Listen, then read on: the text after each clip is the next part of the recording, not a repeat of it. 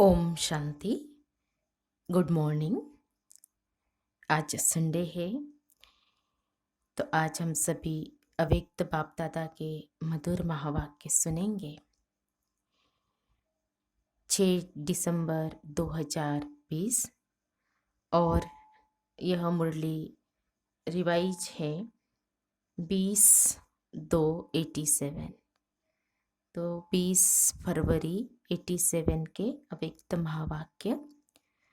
तो प्यारे बाबा ने याद, पवित्रता और सच्चे सेवाधारी की 3 रेखाएं बताई हैं। तो सच्चे सेवाधारी के मस्तक के बीच बाप दादा ने 3 लकीरें देखी और वो 3 लकीर माना संपूर्ण योगी जीवन की। फिर पवित्रता की रेखा व लकीर देखी और सच्चे सेवाधारी की लकीर देखी। तो तीनों रेखाओं में बाप दादा ने हर बच्चे की रिजल्ट देखी। तो सुनते हैं विस्तार से अभी प्यारे अव्यक्त बाप दादा के मधुर महावाक्य।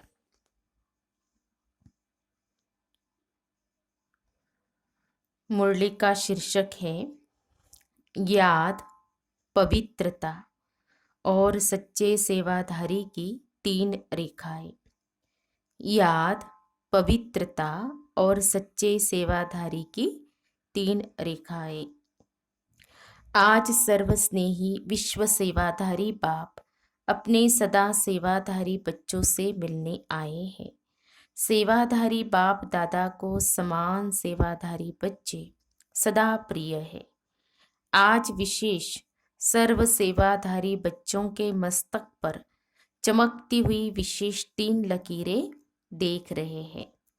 हर एक का मस्तक त्रिमूर्ति तिलक समान चमक रहा है। ये 3 लकीरें किसकी निशानी है? इन 3 प्रकार के तिलक द्वारा हर एक बच्चे के वर्तमान रिजल्ट को देख रहे हैं। हर एक है संपूर्ण योगी जीवन की लकीर, दूसरी है पवित्रता की रेखा व लकीर, तीसरी है सच्चे सेवाधारी की लकीर। तीनों रेखाओं में हर बच्चे की रिजल्ट को देख रहे हैं। याद की लकीर सभी की चमक रही है, लेकिन नंबरवार है। किसी की लकीर व रेखा आदि से अब तक अव्यभिचारी अर्थात सदा एक की लगन में मगन रहने वाली है। दूसरी बात, सदा अटूट रही है। तो उसमें बाप दादा बता रहे हैं कि याद में कैसे रहे। सदा सीधी लकीर अर्थात डायरेक्ट बाप से सर्व संबंध की लगन सदा रही है। वह किसी निमित्त आत्माओं के द्वारा बाप से संबंध जोड़ने के अनुभवी है। डायरेक्ट बाप का सहारा है। वह किसी आत्मा के सहारे द्वारा बाप का सहारा है।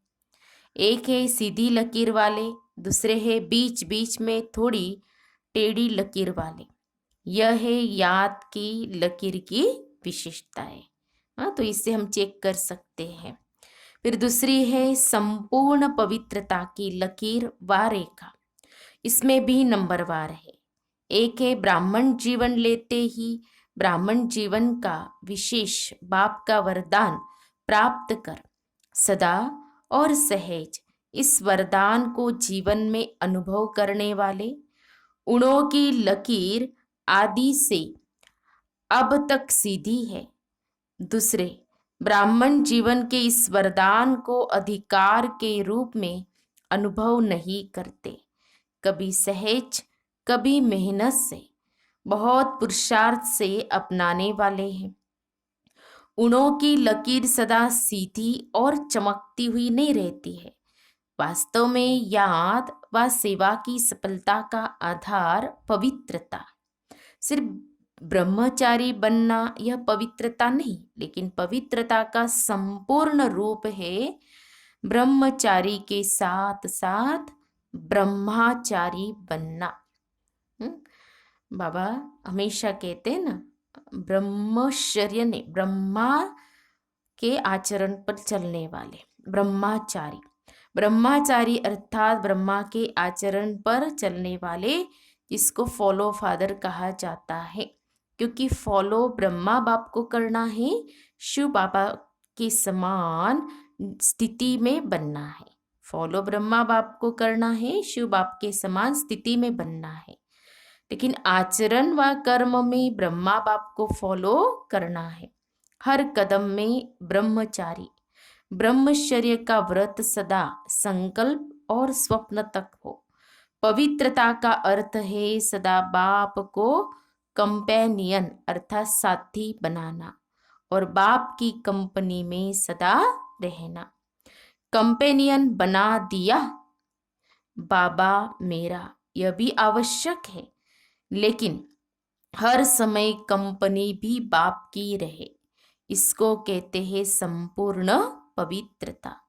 संगठन की कंपनी, परिवार के स्नेह की मर्यादा, वह अलग चीज है, वह भी आवश्यक है, लेकिन बाप के कारण ही यह संगठन के स्नेह की कंपनी है, यह नहीं भूलना है। परिवार का प्यार, लेकिन परिवार किसका? बाप का। बाप नहीं होता तो परिवार कहाँ से आता? परिवार का प्यार, परिवार का संगठन बहुत अच्छा है, लेकिन परिवार का बीज नहीं भूल जाए। बाप को भूल परिवार को ही कंपनी बना देते हैं। बीच बीच में बाप को छोड़ा तो खाली जगह हो गई, वहाँ माया आ जाएंगी। इसलिए स्नेह में रहते, स्नेह देते लेते समूह को नहीं भूले, इसको कहते हैं पवित्रता। समझने में तो होशियार होना।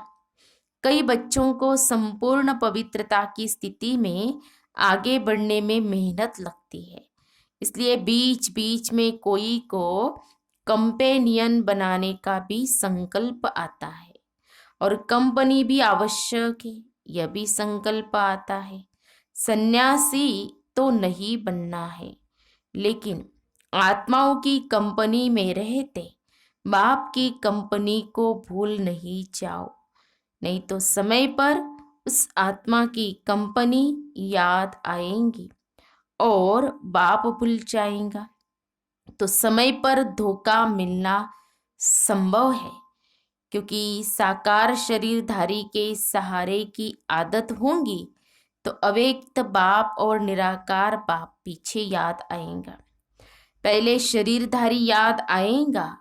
अगर किसी भी समय पहले साकार का सहारा याद आया तो नंबर 1 वह हो गया और दूसरा नंबर बाप हो गया। जो बाप को दूसरे नंबर में रखते तो उसको पद क्या मिलेगा? नंबर 1 या 2। सिर्फ सहयोग लेना, स्नेही रहना वह अलग चीज है, लेकिन सहारा बनाना अलग चीज है। यह बहुत गुह्य बात है, इसको यथार्थ रीति से जानना पड़े। कोई कोई संगठन में स्नेही बनने के बजाय न्यारे भी बन जाते हैं। डरते हैं ना, मालूम फंस जाए, इससे तो दूर रहना ठीक है, लेकिन नहीं, 21 जन्म भी प्रवृत्ति में परिवार में रहना है ना, तो अगर डर के कारण किनारा कर लेते, न्यारे बन जाते, तो वह कर्म सन्यासी के संस्कार हो जाते हैं। कर्म योगी बनना है, कर्म सन्यासी नहीं। संगठन में रहना है, स्नेही बनना है, लेकिन बुद्धि का सहारा एक बाप हो, दूसरा न कोई। बुद्धि को कोई आत्मा का साथ व गुण व कोई विशेषता आकर्षित नहीं करे, इसको कहते हैं पवित्रता। पवित्रता में मेहनत लगती, इससे सिद्ध है वरदाता बाप से जन्म का वरदान नहीं लिया है। वरदान में मेहनत नहीं होती। हर ब्राह्मण आत्मा को ब्राह्मण जन्म का पहला वरदान पवित्र भव, योगी भव का मिला हुआ है। तो अपने से पूछो, पवित्रता के वरदानी हो या मेहनत से पवित्रता को अपनाने वाले हो। ये याद रखो कि हमारा ब्राह्मण जन्म है सिर्फ जीवन परिवर्तन नहीं, लेकिन ब्राह्मण जन्म के आधार पर जीवन का परिवर्तन है। जन्म के संस्कार बहुत सहज और स्वतः ही होते हैं। आपस में भी कहते हो ना, मेरे जन्म से ही ऐसे संस्कार है। ब्राह्मण जन्म का संस्कार है ये योगी भव, पवित्र भव। वरदान भी है, निजी संस्कार भी है। जीवन में दो चीजें ही आवश्यक है, एक है कंपेनियन और दूसरी कंपनी। इसलिए त्रिकालदर्शी बाप सभी की आवश्यकताओं को जान कंपेनियन भी बढ़िया और कंपनी भी बढ़िया देते हैं। विशेष डबल विदेशी बच्चों को दोनों चाहिए। इसलिए बाप दादा ने ब्राह्मण जन्म होते ही कंपेनियन का अनुभव करा लिया, सुहागिन बना दिया। जन्मते ही कंपेनियन मिल गया ना। कंपेनियन मिल गया है व ढूंढ रहे हो? पूछ रहे हैं बाप दादा या ढूंढ रहे हो? तो पवित्रता निजी संस्कार के रूप में अनुभव करना, इसको कहते हैं श्रेष्ठ लकीर अथवा श्रेष्ठ रेखा वाले। फाउंडेशन पक्का है ना। तीसरी लकीर है सच्चे सेवाधारी की। सेवाधारी की लकीर भी सभी की मस्तक पर है। सेवा के बिना भी रह नहीं सकते। सेवा ब्राह्मण जीवन को सदा निर्विघ्न बनाने का साधन भी है। और फिर सेवा में ही विघ्नों का पेपर भी ज्यादा आता है। निर्विघ्न सेवाधारी को सच्चे सेवाधारी कहा जाता है।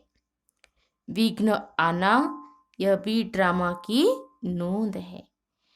आने ही है और आते ही रहेंगे, क्योंकि यह विघ्न या पेपर अनुभवी बनाते हैं। इसको विघ्न न समझ, अनुभव की उन्नति हो रही है इस भाव से देखो तो उन्नति की सीढ़ी अनुभव होंगी। इससे और आगे बढ़ना है, क्योंकि सेवा अर्थात संगठन का सर्व आत्माओं की दुआओं का अनुभव करना।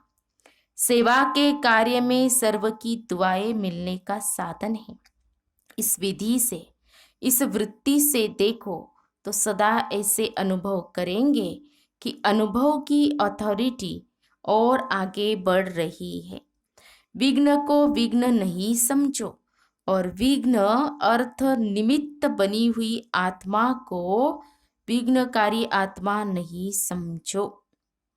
कितने अच्छी बात बाप दादा ने बताई है कि जो विघ्न डाल रही है उस आत्मा को विघ्नकारी आत्मा नहीं समझो, अनुभवी बनाने वाले शिक्षक समझो। जब कहते हो निंदा करने वाले मित्र है, तो विघ्नों को पास करा के अनुभवी बनाने वाला शिक्षक हुआ ना, पाठ पढ़ाया ना। जैसे आजकल के जो बीमारियों को हटाने वाले डॉक्टर से वो एक्सरसाइज व्यायाम कराते हैं, तो एक्सरसाइज में पहले दर्द होता है, लेकिन वह दर्द सदा के लिए बेदर्द बनाने के निमित्त होता है। जिसको यह समझ नहीं होती है वह चिल्लाते हैं, इसने तो और ही दर्द कर लिया, लेकिन इस दर्द के अंदर छिपी हुई दवा है। इस प्रकार रूप भल विघ्न का है।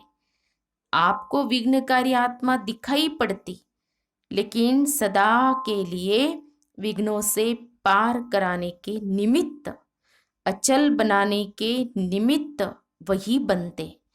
इसलिए सदा निर्विघ्न सेवाधारी को कहते हैं सच्चे सेवाधारी। ऐसे श्रेष्ठ लकीर वाले सच्चे सेवाधारी कहे जाते हैं। सेवा में सदैव स्वच्छ बुद्धि, स्वच्छ वृत्ति और स्वच्छ कर्म सफलता का सहज आधार है।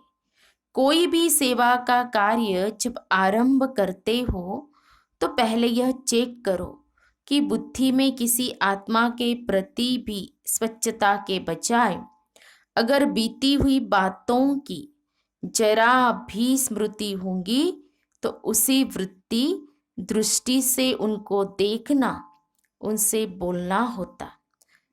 तो सेवा में जो स्वच्छता से संपूर्ण सफलता होनी चाहिए वह नहीं होती।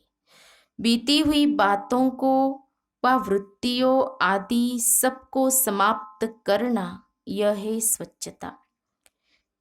बीती का संकल्प भी करना कुछ परसेंटेज में हल्का पाप है। संकल्प भी सृष्टि बना देता है। वर्णन करना तो और बड़ी बात है, लेकिन संकल्प करने से भी पुराने संकल्प की स्मृति सृष्टि अथवा वायुमंडल भी वैसा बना देती है। फिर कह देते मैंने जो कहा था ना ऐसे ही हुआ ना, लेकिन हुआ क्यों? आपके कमजोर व्यर्थ संकल्प ने यह व्यर्थ वायुमंडल की सृष्टि बनाई। इसीलिए सदा सच्चे सेवाधारी अर्थात पुराने वाइब्रेशन को समाप्त करने वाले, जैसे साइंस वाले शस्त्र से शस्त्र को खत्म कर देते हैं, एक विमान से दूसरे विमान को गिरा देते हैं, युद्ध करते हैं तो समाप्त कर देते हैं ना। तो आपका शुद्ध वाइब्रेशन को इमर्ज कर सकता है और व्यर्थ वाइब्रेशन को समाप्त कर सकता है। संकल्प को समाप्त कर सकता है। अगर आपका पावरफुल शक्तिशाली संकल्प है तो समर्थ संकल्प व्यर्थ को खत्म जरूर करेगा। समझा? सेवा में पहले स्वच्छता अर्थात पवित्रता की शक्ति चाहिए। यह 3 लकीरें चमकती हुई देख रहे हैं। सेवा के विशेषता की और अनेक बातें सुनी भी है। सब बातों का सार है निस्वार्थ निर्विकल्प स्थिति से सेवा करना सफलता का आधार है। इसी सेवा में ही स्वयं भी संतुष्ट और हर्षित रहते और दूसरे भी संतुष्ट रहते। सेवा के बिना संगठन नहीं होता। संगठन में भिन्न भिन्न बातें, भिन्न भिन्न विचार, भिन्न भिन्न तरीके, साधन, यह होना ही है। लेकिन बातें आते भी भिन्न भिन्न साधन सुनते हुए भी स्वयं सदा अनेक को एक बाप की याद में मिलाने वाले, एक रस स्थिति वाले रहो। कभी भी अनेकता में मूंझो नहीं। अब क्या करे, बहुत विचार हो गए हैं, किसका माने किसका न माने। अगर निस्वार्थ निर्विकल्प भाव से निर्णय करेंगे तो कभी किसी को कुछ व्यर्थ संकल्प नहीं आएगा, क्योंकि सेवा के बिना भी रह नहीं सकते, याद के बिना भी रह नहीं सकते। इसलिए सेवा को भी बढ़ाते चलो, स्वयं को भी स्नेह, सहयोग और निस्वार्थ भाव में बढ़ाते चलो। समझा? बाप दादा को खुशी है कि देश विदेश में छोटे बड़े सभी ने उमंग उत्साह से सेवा का सबूत दिया। विदेश की सेवा का भी सफलतापूर्वक कार्य संपन्न हुआ और देश में भी सभी के सहयोग से सर्व कार्य संपन्न हुए, सफल हुए। बाप दादा बच्चों के सेवा की लगन को देख हर्षित होते हैं। सभी का लक्ष्य बाप को प्रत्यक्ष करने का अच्छा रहा और बाप के स्नेह में मेहनत को मोहब्बत में बदल कार्य का प्रत्यक्ष फल दिखाया। सभी बच्चे विशेष सेवा के निमित्त आए हुए हैं। बाप दादा भी वाह बच्चे वाह के गीत गाते हैं। सभी ने बहुत अच्छा किया। किसी ने किया, किसी ने नहीं किया, यह है नहीं। चाहे छोटे स्थान हैं व बड़े स्थान हैं, लेकिन छोटे स्थान वालों ने भी कम नहीं किया, लेकिन सर्व की श्रेष्ठ भावनाओं और श्रेष्ठ कामनाओं से कार्य अच्छे रहे और सदा अच्छे रहेंगे। समय भी खूब लगाया, संकल्प भी खूब लगाए, प्लान बनाया तो संकल्प किया ना, शरीर की शक्ति भी लगाई, धन की शक्ति भी लगाई, संगठन की शक्ति भी लगाई, सर्व शक्तियों की आहुतियों से सेवा का यज्ञ दोनों तरफ देश और विदेश सफल हुआ। बहुत अच्छा कार्य रहा। ठीक किया व नहीं किया ये क्वेश्चन ही नहीं, सदा ठीक रहा है और सदा ठीक रहेगा। चाहे मल्टी मिलियन पीस का कार्य किया, चाहे गोल्डन जुबली का कार्य किया, दोनों ही कार्य सुंदर रहे। जिस विधि से किया वह विधि भी ठीक है। कहाँ कहाँ चीज के वैल्यू बढ़ाने के लिए पर्दे के अंदर वह चीज रखी जाती है, पर्दा और ही वैल्यू को बढ़ा देता है और जिज्ञासा उत्पन्न होती है कि देखे क्या है, पर्दे के अंदर है तो जरूर कुछ होगा। लेकिन यही पर्दा प्रत्यक्षता का पर्दा बन जाएगा। अभी धरनी बना ली, धरनी में जब बीज डाला जाता है वो अंदर छिपा हुआ डाला जाता है। बीज को बाहर नहीं रखते, अंदर छिपा कर रखते हैं।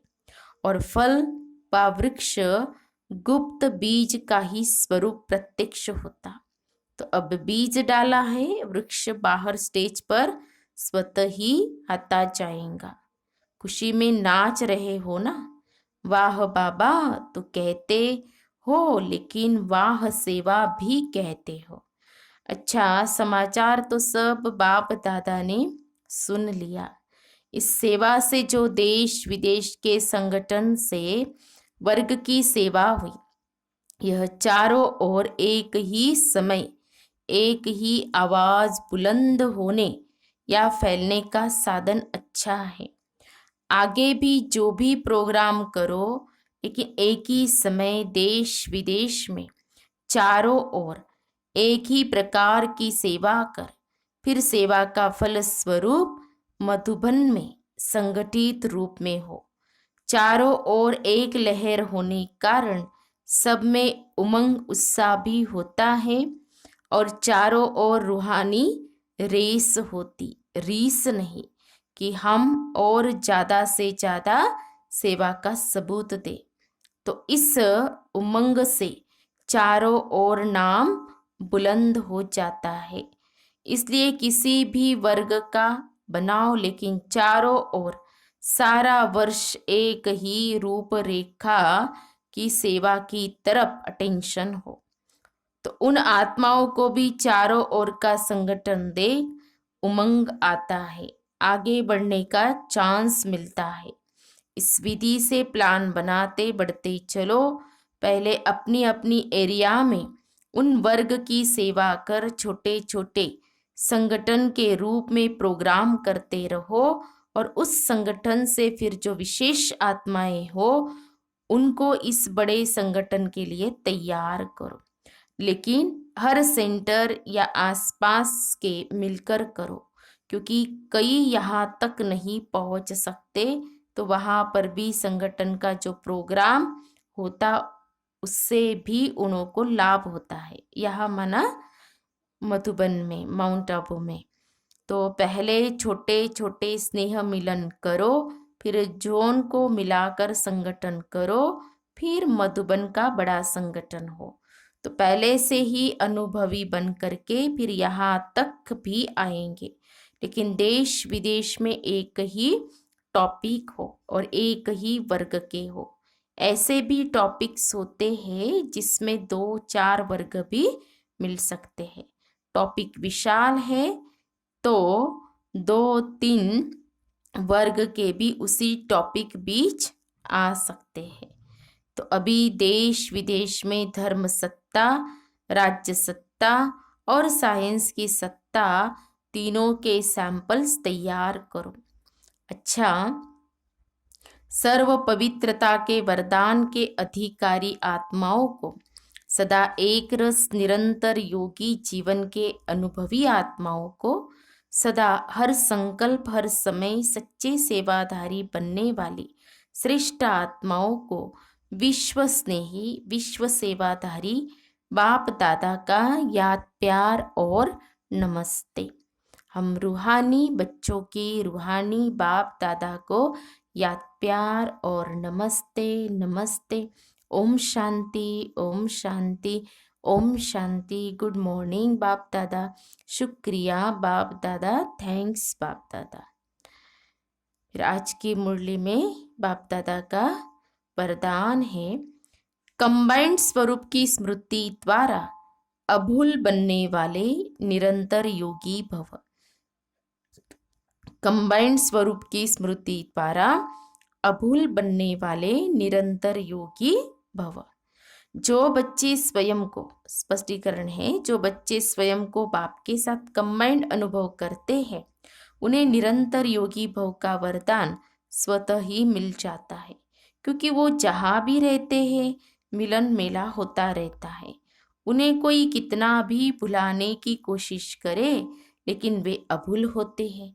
ऐसे अभूल बच्चे जो बाप को अति प्यारे हैं वही निरंतर योगी है, क्योंकि प्यार की निशानी है स्वतः ही याद। उनके संकल्प रूपी नाखून को भी माया हिला नहीं सकती। स्लोगन है, कारण सुनाने के बजाय उसका निवारण करो तो दुआओं के अधिकारी बन जाएंगे। कारण सुनाने के बजाय उसका निवारण करो तो दुआओं के अधिकारी बन जाएंगे।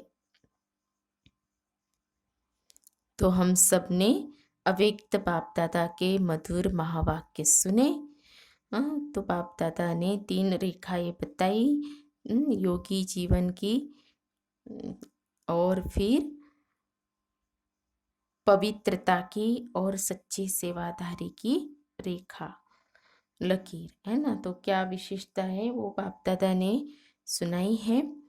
और भी हम सभी क्या करेंगे, मुरली को अच्छी तरह से पढ़ेंगे सुनेंगे, इसका गहराई से क्या करेंगे, चिंतन करके अपने जीवन में लाने के लिए कोशिश करेंगे। और आज की मुरली से स्वमान भी निकालेंगे और उसका सारा दिन क्या करेंगे, अभ्यास करेंगे। अच्छा, ओम शांति ओम शांति ओम शांति।